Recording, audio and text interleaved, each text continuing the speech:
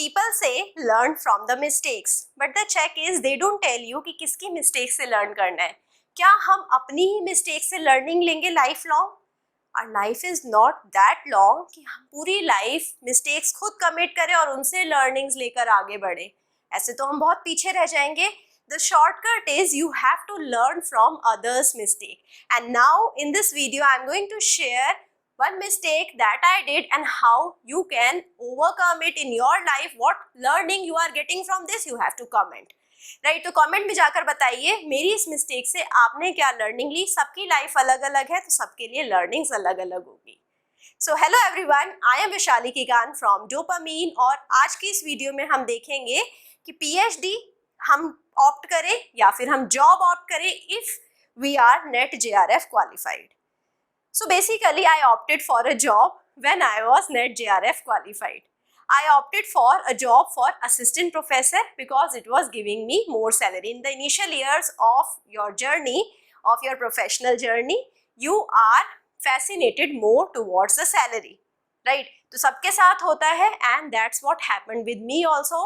Even I was net JRF qualified, then also I opted for a job. क्योंकि mostly जितने लोग 90% लोग net JRF qualify करते हैं, एग्जाम देते हैं, तो वो इसीलिए ही क्वालिफाई करते हैं क्योंकि उन्हें हायर एजुकेशन में जाना है, उन्हें एकेडमिक्स में जाना है, राइट? सो अब यहाँ पर कंफ्यूजन ये आ जाता है कि हायर एजुकेशन में ही रहे, सिर्फ पीएचडी ही करें या फिर we should go for a job in academics और साथ में हम पार्ट टाइम पीएचडी कर लें। Now I am going to tell you the various advantages and limitations of both of them. Advantage पहला तो आपको समझ ही आ गया होगा, अगर आप जॉब ऑप्ट करते हैं तो you might get a better salary like I was getting, right? But the problem is कि जब आप academics में जाएंगे तो at the end आपको PhD करनी ही है। For the growth there आपको PhD करनी ही पड़ेगी। At a point of time आपको पार्ट टाइम PhD में तो एनरोल होना पड़ेगा, नहीं तो आपकी फर्दर ग्रोथ उस कंपनी में या उस इंस्टीट्यूट में नहीं हो पाएगी। But on the other hand if you are going for a full time PhD, उस केस में क्या है कि आपका स्टैग्नेंट रहेगा। You will be awarded with a JRF stipend fellowship जो आपको मिलेगी। जब तक आप एसआरएफ नहीं बनते हैं वो कांस्टेंट रहेगी, it is not going to increase. तो यहाँ पर आपकी ग्रोथ कम है, अमाउंट कम है और ग्रोथ भी कम है। जब आप एसआरएफ बन जाते हैं तो आपकी स्टाइपेंड इंक्रीज होएगी, बट उसके बाद भी 2 साल या 3 साल तक ये कांस्टेंट रहेगी। Now coming to the perks, जब आप जॉब में जाते हैं तो वहाँ पर आपका वर्कलोड जो है वो थोड़ा ज़्यादा रहेगा। जब आप यूजीसी नेट जेआरएफ क्वालिफाइड होते हैं तो वहाँ पर आपको, अगर आप टर्म्स एंड कंडीशन पढ़ते हैं तो आपको आप देखेंगे कि वहाँ पर आपको इंस्टीट्यूट से सिर्फ 10 आवर्स का लोड मिलेगा and this is very less. For a week you are getting 10 hours load, so you can devote much time on your research and also you are getting good stipend.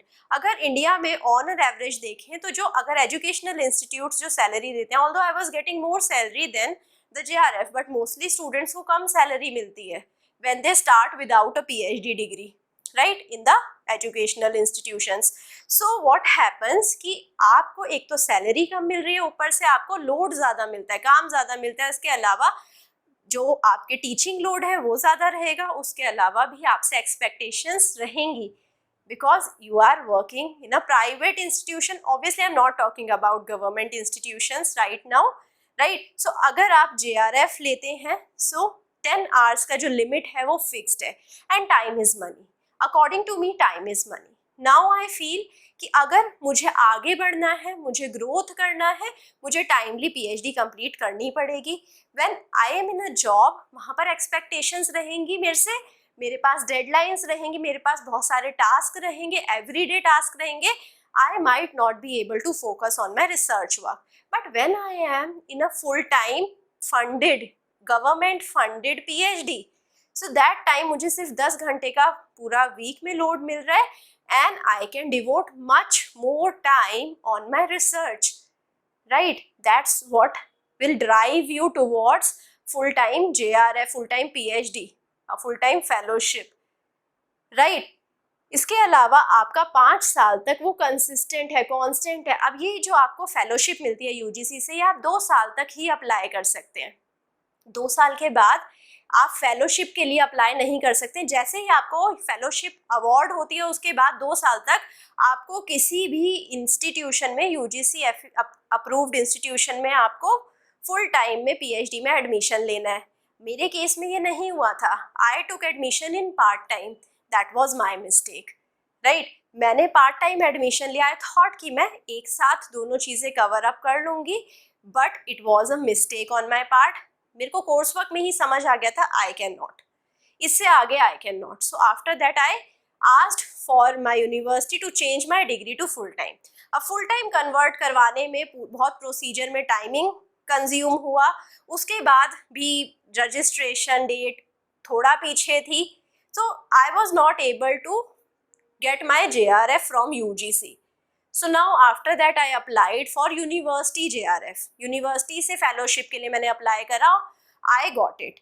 Then I got to know कि UGC ने जो fellowship है वो 2 साल की जगह 3 साल के लिए बढ़ा दी है. Now I can apply for UGC's fellowship also. So what I did, I asked my university कि I will give up the university JRF and I will apply for the UGC JRF. If it will get processed, I will definitely leave my university JRF. आप एक ही जगह से fellowship ले सकते हैं, right? So I applied in UGC and I got the extension for 40 months. Currently 3 साल का extension UGC से मिल रहा है. So all those who are NET JRF qualified in 2019 also, they can get their UGC JRF now and they can get it extended. They can apply and they can get it accepted.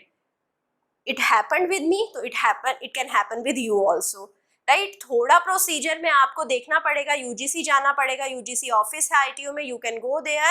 If you are in Delhi, if you are in any other place, अपने nearest UGC office में जाइए और वहाँ से procedure समझ कर आइए and you can easily avail for the exception and you can apply for it.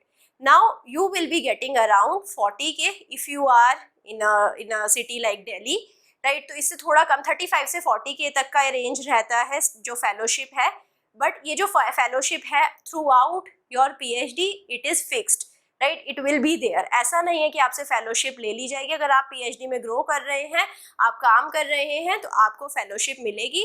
आपको अपनी रिपोर्ट्स देनी होती है 6 मंथ्स बाद, आपको अपनी प्रोग्रेस रिपोर्ट्स देनी होती है. उसके अलावा मंथली रिपोर्ट देनी होती है कि आप कंटिन्यू कर रहे हैं अपने डिपार्टमेंट में वर्क या नहीं. तो आप अपने मेंटर से साइन करवा कर, HOD से साइन करवा कर ये रिपोर्ट्स दे सकते हैं और हर मंथ आपका स्टाइफेंड आ जाएगा. तो ऑप्शन वहाँ पर ये भी होता है कि आपको ईयरली स्टाइफेंड अवेल करना है या monthly. Obviously a lot of people, 99% of people want their stipend to be monthly, so that's what I also did. Monthly stipend avail करवाइए and focus on your research work. Once your research is complete, जब आप फिर job में जाएंगे, then you will be a doctorate. आपका confidence level अलग रहेगा. Obviously अब जो सैलरी एक विदाउट डॉक्टरेट स्टूडेंट को मिलती है उसको अलग मिलेगी और डॉक्टरेट स्टूडेंट को अलग मिलेगी, तो आपकी सैलरी ऑब्वियसली हायर रहेगी. सेकेंड पर्क इज दैट कि जब आप जॉब में जाएंगे आपके ऊपर एक एक्स्ट्रा प्रेशर नहीं रहेगा जैसा मेरे ऊपर था कि मुझे जाकर अभी PhD भी करनी ही है, राइट? तो ये प्रेशर आपके पास नहीं रहेगा. You will serve for the institute in a better manner. You can get the lectures prepared in a better manner. आप स्टूडेंट्स को अच्छा लेक्चर्स डिलीवर कर पाएंगे, राइट? क्योंकि जब स्ट्रेस रहता है इंसान के माइंड में वो अच्छा आउटकम नहीं दे पाता. It happens with everyone, right? Next thing क्या है कि आपके पास अब डॉक्टरेट डिग्री है. Now even you have the option to apply in other non educational institution, some companies, MNCs. तो MNCs में आप रिसर्च प्रोफाइल में अप्लाई कर सकते हैं एंड आपको जिस तरीके से अपना फ्यूचर शेप करना है वैसे कर सकते हैं, राइट? सो ये सब पर्क्स हैं. आई फील कि time is money. This is the most important thing in my mind. Time is money, plus if you will have extra time, आपका जो आउटपुट होता है वो परफेक्ट ज़्यादा होता है. More perfection will be there, right? जब आपके पास बहुत सारे टास्क हैं, then you have to do research also, then वो कभी परफेक्ट नहीं हो सकता है. बहुत रेयरली है कि if you are doing a job also and you are getting good research also, then also you have to do much more efforts. घर पर आकर एफर्ट करने पड़ेंगे. If you want a good work life balance, then try to go for JRF. But at the end I will say again, all these things are relative.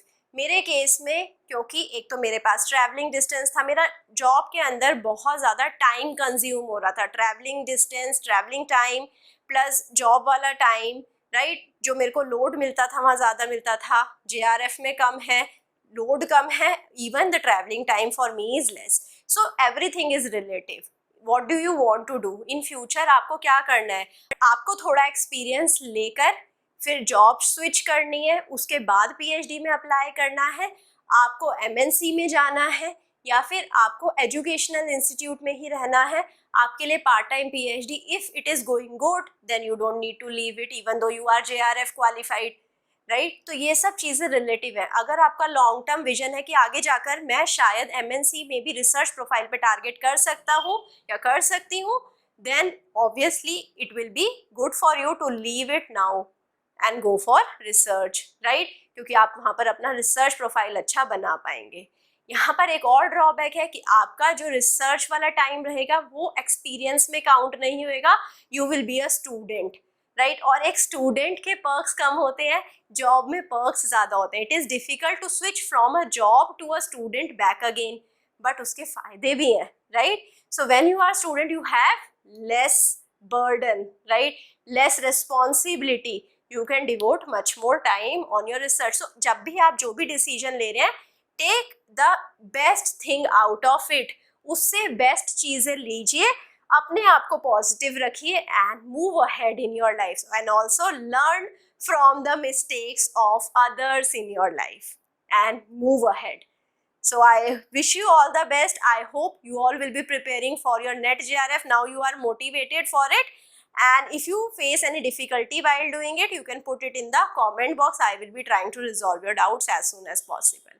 So maybe in the next video, we will be talking how I cleared my NET JRF in the first attempt. So stay tuned for that video. Meet me soon in the next video. Bye-bye. Take care. Thank you.